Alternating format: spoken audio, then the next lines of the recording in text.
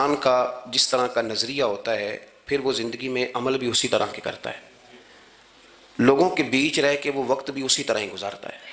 قریش مکہ اور حضور سید عالم صلی اللہ تعالیٰ علیہ وسلم سے جو پہلے کے لوگ تھے، ان کے افکار بہت ساری خرابیوں کا شکار ہو گئے تھے، فکری کمزوریاں پیدا ہو گئی تھیں، مختلف قسم کی اوہام پرستی کا وہ شکار تھے، توہمات میں الجھ گئے تھے۔ حج کا موقع آیا ہے تو اب انہوں نے قبولیت کا یہ نظریہ گھڑ لیا ہے کہ ننگے ہو کے معاذ اللہ طواف کریں گے بیت اللہ کا۔ قربانی کا موقع آیا ہے تو جانوروں کا خون دیواروں کے ساتھ لگائیں گے خانہ کعبہ کی۔ اور قرآن حکیم ہمیں یہ بھی بتلاتا ہے کہ جب حج کر کے لوٹتے ہیں تو اب دروازوں سے نہیں گزرنا، اب ہم نے کوئی اور رستے پھلانگ کے گھروں میں آنا ہے، اس لیے کہ ہم نیک ہو کے آئیں۔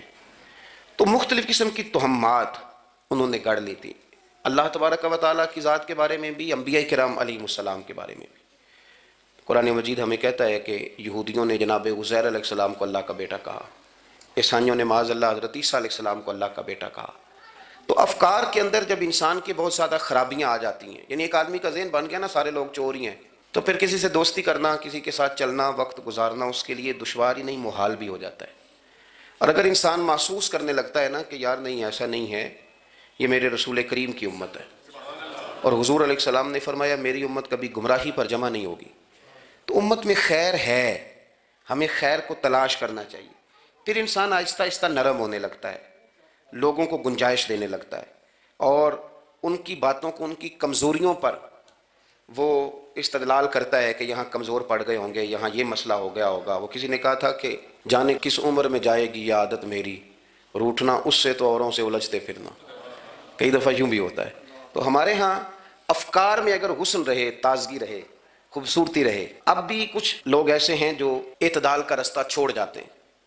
صوفیاء کی جماعت میں جب سے ملنگوں نے قدم رکھا ہے، اور بہت سارے ایسے لوگ جو کہتے ہیں کہ نہیں تمہیں نہیں پتہ بات معرفت کی ہے، تو ان لوگوں نے بھی خرابی پیدا کر دی۔ پھر اس کا نقصان یہ ہوا کہ کچھ دانشوروں نے، شعراء نے، سیاستدانوں نے معاذ اللہ یہاں تک کہنا شروع کر دیا کہ جو جس کو بھی پکارتا ہے کسی نہ کسی روپ میں اللہ کو ہی پکارتا ہے۔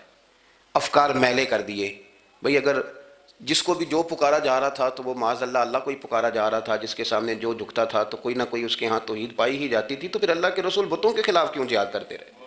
پھر لا الہ الا اللہ کا کیا معنی ہوا؟ تو ایک تو وہ طبقہ آیا، پھر ایک الحاد اور بے دینی کا رویہ کچھ لوگوں نے یہ بھی اختیار کیا کہ معاذ اللہ انہوں نے مسبب الاسباب کی بجائے لوگوں کو اسباب پر زیادہ توکل کرنے کا معاذ اللہ درس دیا۔ دعاؤں سے کام نہیں چلتا، خالی نعروں سے بات نہیں بنتی۔ اس کو یہاں تک لے گئے کہ اگر آج انہیں حضور کا کوئی معجزہ بتایا جائے، کسی کرامت کی بات کی جائے، اللہ تبارک و تعالیٰ کی طرف سے عطا کردہ کسی انہونی ایسی بات میں جس میں خالصتاً قدرت الہی کا دخل ہو، تو ان لوگوں کے لیے ماننا مشکل ہو جاتا ہے، کیونکہ انہوں نے زور ہی اس بات پہ دے دیا ہے۔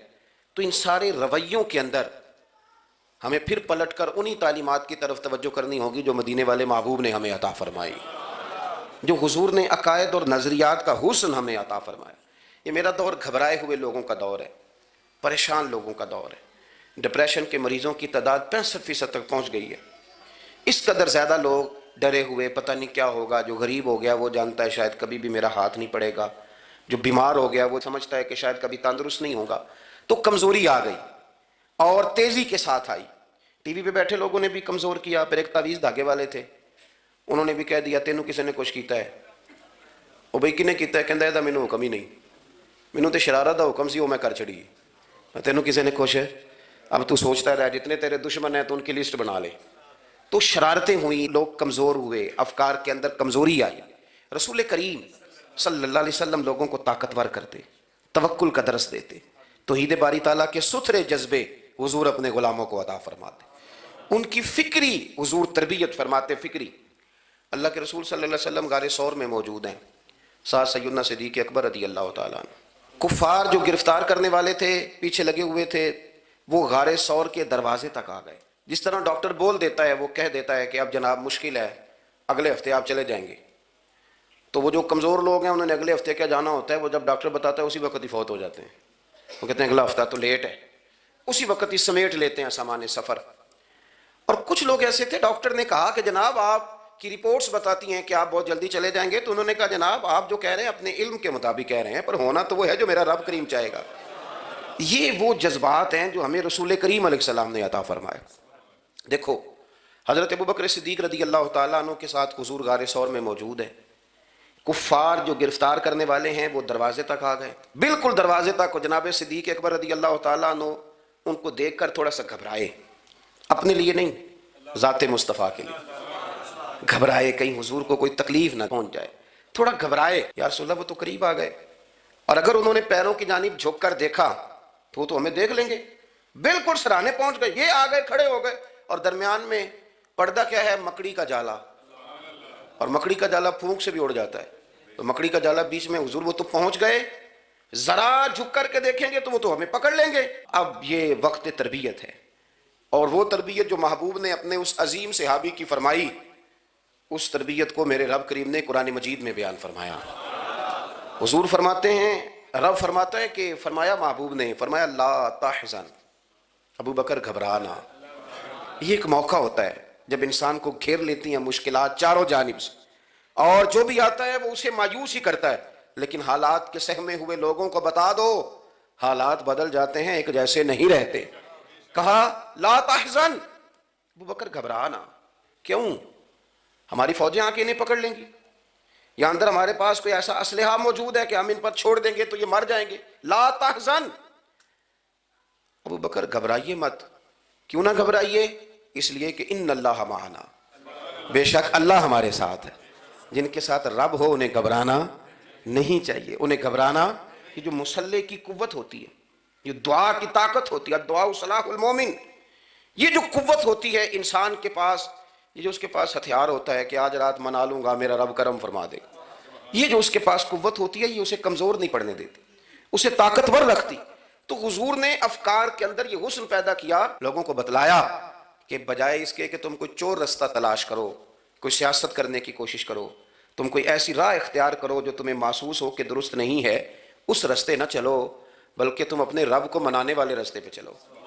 اور ترمذی شریف میں حدیث ہے, حضرت انس بن مالک رضی اللہ تعالیٰ عنہ فرمانے لگے کہ کریم محبوب علیہ السلام فرماتے ہیں کہ اپنے دکھڑے دنیا داروں کو نہ بتانا, سیٹھوں, نوابوں, چودھریوں, چاپلوسی کرنے کی ضرورت کوئی نہیں. اپنے دکھڑے دنیا داروں کو نہ بتانا, ورنہ اللہ تمہیں کبھی غنی نہیں فرمائے گا.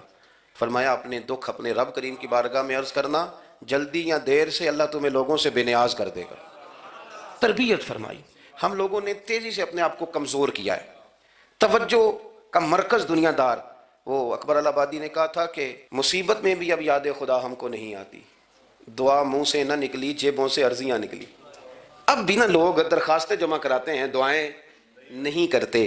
تو بھائی ایک تو یہ کہ توحید باری تعالیٰ کے بارے میں اصل نظریات, افکار کا حسن, پاکیزگی, اور آپ کا اپنے رب کی جانب پورا توجہ کرنا. ہمارے ہاں اب تو خیر کرامتیں فیس بک پہ آتی ہیں اور لوگ اس کا سوال بھی بڑا تگڑا کر کے کرتے ہیں, اور جو بچے چھوٹے موٹے ہماری طرح طالب علم ہوتے ہیں, کچھ کتابیں پڑھنے والے دین کے, وہ کئی دفعہ الجھ جاتے ہیں کہ اب اس کو ٹیلی کیسے کریں, ساتھ کیسے جوڑیں. ایسی کرامتیں اور کرامت بیان کرنا بھی لوگوں نے ذمہ داری سمجھ لیا ہے, حالانکہ جڑے محرم راز حقیقت دے وہ تے راز حقیقت کھول دے ہی نہیں. اے جنہ ویکھیا نہیں وہ کرن گلاں, جنہ ویکھ لیا وہ تے بول دے ہی نہیں, تو بات ہی نہیں کرتے. تو کرامت نا جوڑ جاڑ کے نا کہیں فٹ کی جاتی ہے. آپ کو بخاری مسلم میں حدیث ملے گی, کوئی بھی ایسی اوہام پرستی, کوئی بھی ایسا نظریہ, کوئی بھی ایسی بات جو ذہن کو منتشر کرے. یعنی ابھی تک لوگ کہہ دیتے ہیں ہمارے کہ وہ کالی بلی رستہ کاٹ گئی تھی, تو معاملہ بڑا. میں ملتان شریف پہنچا تو مجھے وہاں ایک میرے سنگی کہنے لگے, بڑا پرانا ان سے ربط ہے, کہنے لگے کہ میں نے آج نا تجربہ کیا ہے, ویسے واقعی کالی بلی رستہ کاٹی ہے تو مشکل ہو گئی ہے.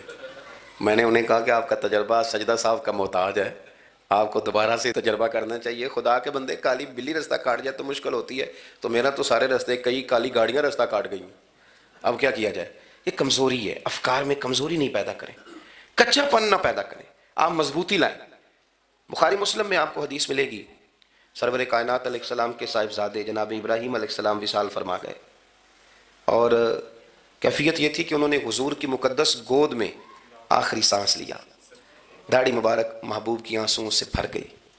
حضرت انس کہتے ہیں عرض کی یا رسول اللہ آپ بھی آنسو بہاتے ہیں؟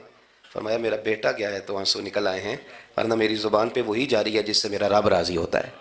اسی دن نا, جس دن سرکار کے صاحبزادے کا وصال ہوا, اسی دن سورج کو گرہن ہو گیا. کچھ لوگوں نے بات جوڑ دی, کہنے لگے کہ آج چونکہ حضور سید عالم علیہ السلام کے صاحبزادے کا وصال ہو گیا, تو آج دیکھو سورج کو بھی گرہن ہو گیا ہے، بات جوڑ دی، غم کی کیفیت تھی، سرکار کی مقدس داڑھی آنسوؤں سے بھری ہوئی تھی، حالات کا تقاضا اور اس کی سمت کچھ اور تھی۔ حضور نے جمعے کا انتظار نہیں فرمایا، فرمایا بلاؤ لوگوں کو مسجد میں۔ لوگ جمع ہو گئے اور صحابہ فرماتے ہیں ہمارے خیال میں یہ تھا کہ یہ موقع نہیں تھا، آج نہ جہاد کے لیے حکم آنا ہے، کس مقصد کے لیے حضور نے طلب فرمایا، لیکن جب ہم گئے اتنا ضروری کام ہے نظریات کا صاف ہونا، اللہ کے محبوب نے لوگوں کو اسی دن بلا کے فرمایا لوگوں سنو، سورج اور چاند کو جب گرہن لگے تو استغفار پڑھا کرو، تسبیحات کیا کرو، نوافل ادا کیا کرو، اللہ کے حضور حاضر ہوا کرو۔ فرمایا یہ سورج اور چاند کو جب گرہن لگے تو یہ اللہ کی نشانیوں میں سے نشانی ہوتا ہے، کسی بندے کے دنیا سے جانے کا اس کے ساتھ کوئی تعلق نہیں۔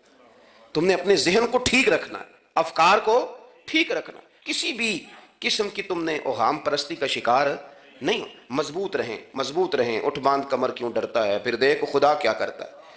آپ مضبوط رہیں، جب مضبوط رہیں گے تو انشاءاللہ توانائی اللہ کی طرف سے عطا کر دی جائے۔ دوسری بات، نبی پاک صلی اللہ تعالیٰ علیہ وسلم نے تمام انبیاء کرام علیہ السلام کے بارے میں لوگوں کے ذہنوں کی اصلاح کی۔